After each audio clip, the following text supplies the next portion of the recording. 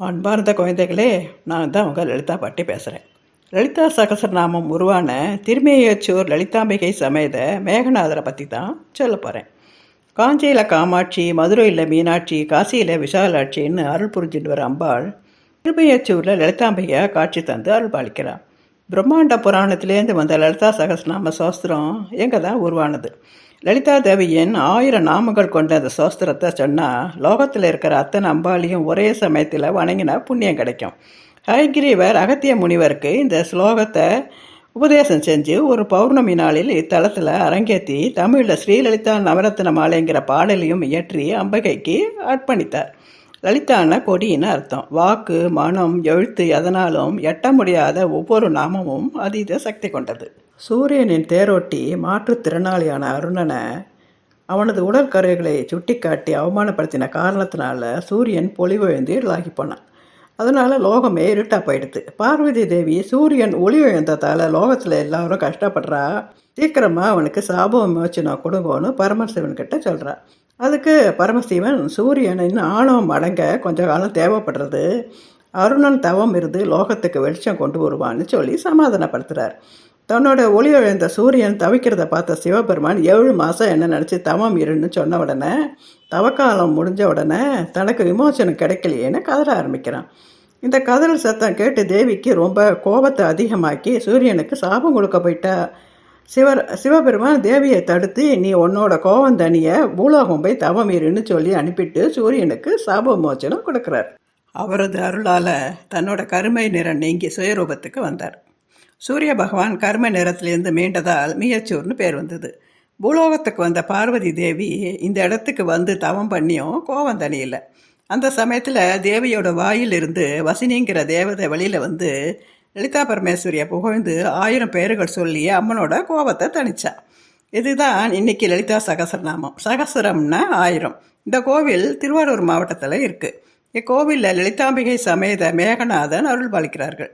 இந்த கோவிலுக்குள்ளேயே இருக்கும் இளங்கோவிலில் மின்னும் மேகலை சமேத சகல புவனேஸ்வரர் சன்னதியும் இருக்குது. தேவார பாடல்களில் 56வது தலம். இந்த தலத்தில் அம்மன் வலது காலை மடித்து இடது காலை தொங்க விட்டு உண்மையிலேயே ஒரு சுமங்கலிப்பெண் உட்காந்துருக்கிற மாதிரி காட்சி கொடுத்து நமக்கெல்லாம் அருள் புரிகிறார். இந்த கோவிலில் இடது கையில் கிளி வச்சுட்டு இருக்கிற ஸ்ரீ சுக பிரம்ம துர்காதேவி தரிசிக்கலாம்.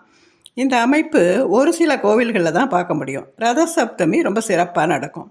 மேகநாத சுவாமிக்கு தாமரை இலையில் சங்குப்பூ வச்சு பூஜை செஞ்சு அந்த இலையிலேயே அன்னம் வச்சு ஏழைகளுக்கு சாப்பிட கொடுக்குறார்.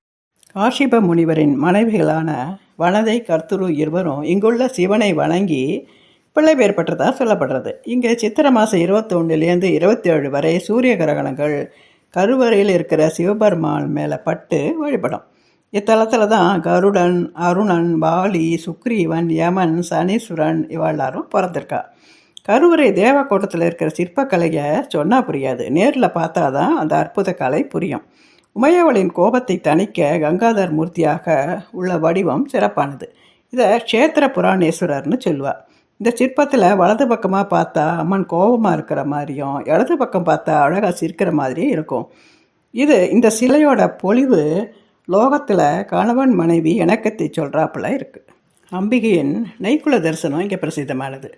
15 அடி நீளத்துக்கு நுனிவாழை இலை பரப்பி 4 அடி அகலம் 1.5 அடி உயரத்துக்கு தென்னை மட்டையோட தென்னை ஓலைகளை பின்னி தடுக்கா வச்சு அது 3 பாகங்களாக பிரித்து முதல் பாகத்தில் சக்கரை பொங்கல், 2வது பாகத்தில் புளியோதரை, 3ஆம் பாகத்தில் தயிர் சாதம்.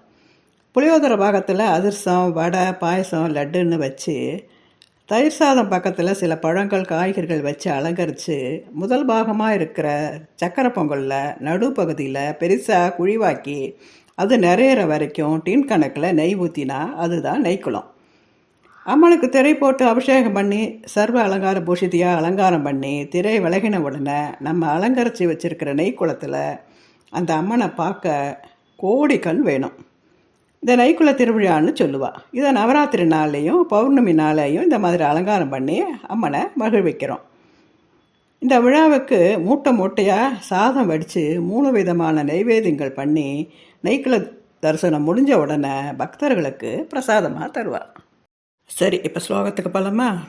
ஓம் ஸ்ரீ மாத்திரே நமக, ஓம் ஸ்ரீ அன்னதாயை நமக, ஓம் ஸ்ரீ கடாட்ச கிங்கிரி பூத கமலா கோடி சேவிதாயே நமக. ஓம் ஸ்ரீ சாமர ரமாவாணி சுவாமி தக்ஷிண சேவிதாயே நமக. ஓம் ஸ்ரீ வசுதாயை நமக. ஓம் சிவசக்தியைக்கிய ரூபிணியை நமக. ஓம் லலிதாம்பிகாயை நமக. அன்னம் அளிக்கிற அம்மாவாகவும் கோடி தாமரை முகம் கொண்டவளாகவும் சிவசக்தியாகவும் கொடி இடையாளாகவும் இருப்பவளே உன்னை வணங்குகிறேன்னு அர்த்தம்.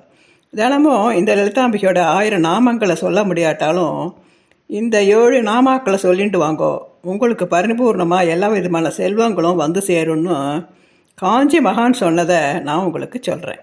இந்த ஆடியோவை பார்க்குறவா எல்லோரும் சப்ஸ்கிரைப் பண்ணுங்கோ. உங்கள் ஃப்ரெண்ட்ஸ் ரிலேஷன்ஸுக்கெல்லாம் ஷேர் பண்ணி அவாளையும் சப்ஸ்கிரைப் பண்ண சொல்லுங்கோ. கமெண்ட்ஸ் பண்ணுங்கோ. அடுத்த ஆடியோவில் பார்க்கலாம். பாய்.